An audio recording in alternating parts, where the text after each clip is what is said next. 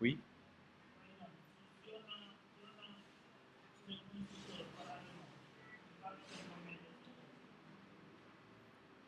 Non, c'est plus sûr de les mettre parce qu'on en aura besoin peut-être dans le cas où vous modifiez.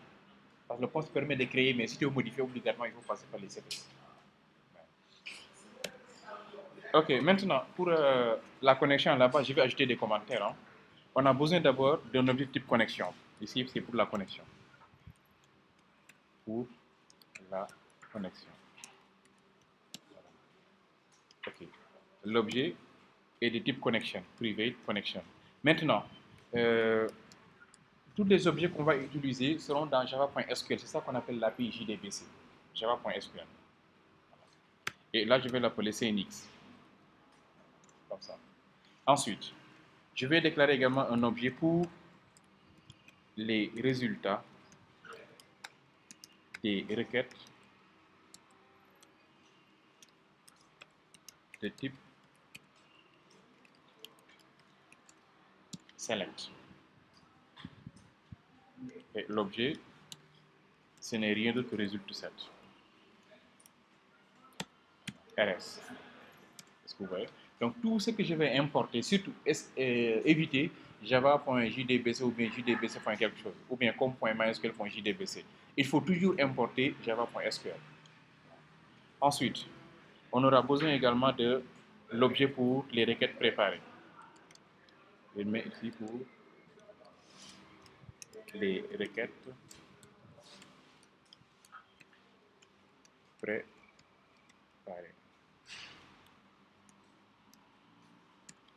Et dans ce cas, c'est un private. Et je vais importer prepared statement. Je l'appelle PSTM. Comme ça. Ensuite, donc ça c'est pour la connexion, pour les requêtes select, pour les requêtes. Maintenant, pour les requêtes de type mise à jour également, je vais dire comme ça.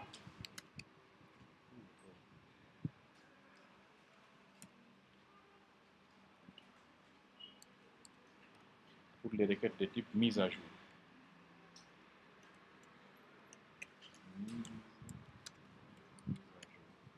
C'est ça qu'on appelle parfois mage en fait. Mage. Voilà. Si on dit mage maintenant, on fait allusion à insert. Insert. Il y a update aussi. Il y a delete. Voilà. Voici les trois requêtes SQL de type mage. Et pour ces types de requêtes SQL, insert, update, delete, on doit déclarer en local parce que ces requêtes vont toujours retourner un entier. Je l'appelle un exemple, OK. Une ligne insérée, une ligne modifiée, une ligne supprimée, ou bien deux lignes insérées, deux lignes modifiées, deux lignes supprimées. Voilà. Après ça, maintenant, je dis quoi? Là, je suis dans DB. Je vais définir ici une fonction nommée getConnection, mais c'est en private. Pourquoi en private? Parce que la fonction même sera utilisée. Private, void, getConnection.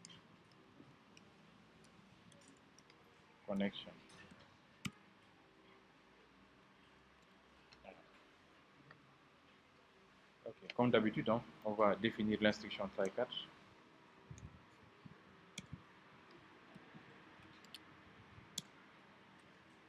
Avec la gestion des exceptions.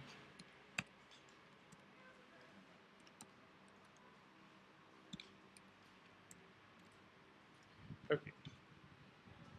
Pour ouvrir une connexion à une base de données Java, qu'est-ce qu'on doit faire? Vous devez d'abord charger la classe qui gère les pilotes en utilisant l'instruction class.forName. Class.forName.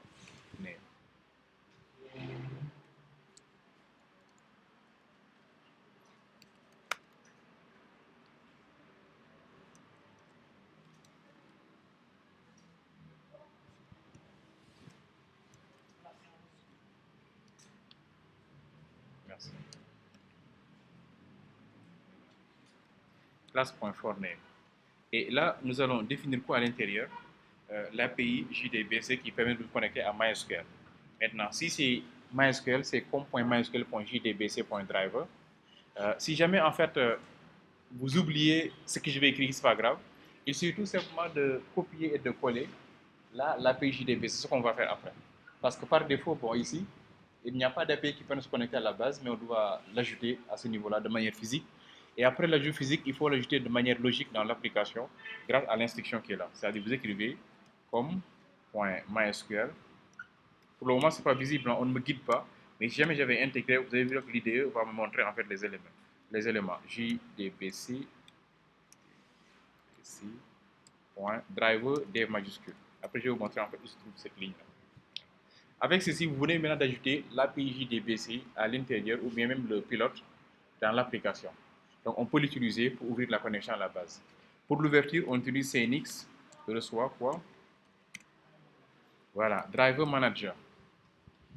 Driver manager. Comme son nom l'indique, c'est un gestionnaire de pilote. Driver manager.get connection. Et je vais lui passer maintenant les paramètres. Les paramètres, c'est quoi? C'est d'abord l'URL, puis un utilisateur pour la connexion à la base, et enfin un password. Voilà. Ok, c'est en rouge, c'est normal parce que je n'ai pas encore défini ces paramètres. Et ces éléments, je vais les définir à ce niveau. Donc, je commence par l'URL. Là. Ensuite, je déclare également l'utilisateur.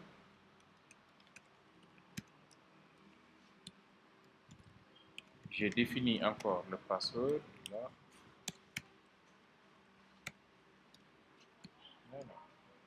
Voilà. Par défaut, le user de MySQL sur il n'y a pas de mot de passe. Et l'API JDBC, maintenant, vous allez utiliser l'URL avec un protocole. Le protocole, c'est quoi? Ça commence par JDBC, .mysql, C'est comme si on avait écrit ici HTTP, ou bien HTTPS, ou bien file, ou bien FTP, De toute façon, là, c'est un protocole qui permet tout simplement d'accéder à un serveur. C'est le protocole qu'utilise en fait Java pour accéder à un serveur de base de données MySQL. Ensuite, après le protocole, toujours, vous précisez quoi? L'adresse IP de la machine ou bien nom de la machine. Nous, on travaille en local, donc c'est localhost. Deux points. On prise le port d'écoute de MySQL, par défaut, c'est 3306. Et enfin, vous précisez la base de données. La base, je vais l'appeler gestion facture. Gestion facture. Après, nous allons créer cette base de données, gestion facture. Voilà. Donc, c'est ça la fonction qui permet d'ouvrir la connexion à la base. Si vous voulez, vous pouvez le tester en exécutant, en mettant peut-être en public et en testant la connexion à la base. Ok, donc je vais enregistrer cette vidéo.